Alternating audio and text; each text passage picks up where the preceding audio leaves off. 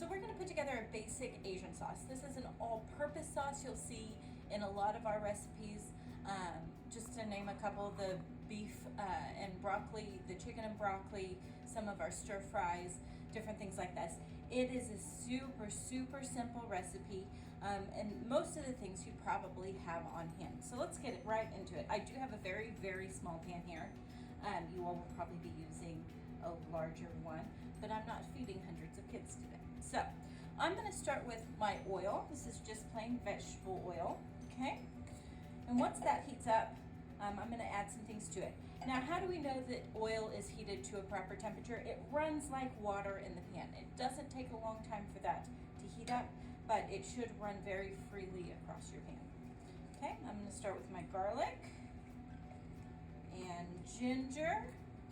This will form the base of your sauce, and you really do want to get all these aromatics and flavors ready to go, because it will add a lot of layers of flavor to your sauce and really anything that you're cooking. Okay, so I'm going to heat this until you can start to smell it. It's going to be very strong, it's going to be very aromatic and very lovely. Okay, so to this I'm going to add some cayenne pepper and some honey,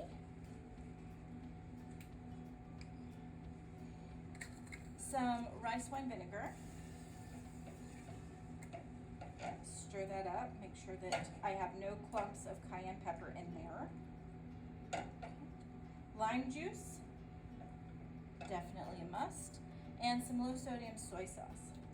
Okay, I'm going to let this heat just for a little bit, and while I'm doing that, I'm going to mix together my slurry, okay?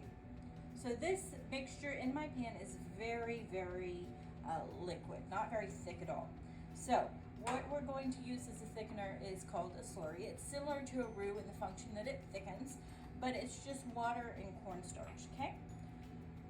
So I'm going to mix that in, the cornstarch in with my water. Now you want to stir this right before you use it. If you're going to mix that beforehand, you'll notice if you come back to it that all the cornstarch is gathered on the bottom. You just want to make sure that it is all in the water, incorporated before you added it. The other thing that we really need to look at when we're using a slurry is that it needs to be opposite temperature of the thing that you're adding it to.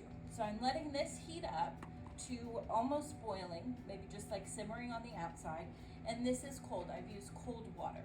So the reaction between the cold and the hot will help with the thickening. If this was hot water and I'm adding it to a hot liquid, it would not thicken, okay? Don't ask me about the science. I'm not quite sure what it is, but that's how it works. So we're going to turn this up so we won't be waiting forever. I'm going to make sure that this is fully incorporated. It's just going to look like milk, very watery milk. And now that my pan, the liquid in my pan is slightly boiling, I'm going to add this. We want to stir constantly so there are no clumps.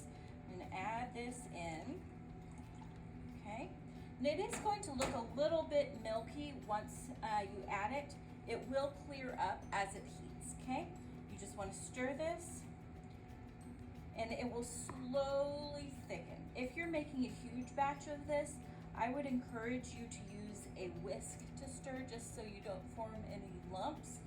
I'm making such a small quantity of this that I can use just a spatula. You can make this in advance and store it in your cooler. It will last up to 7 days, okay? So if you go through a lot of Asian stuff, Asian dishes, you can make a large bucket of it, and then it will just keep in your cooler, and you just add it to whatever you need.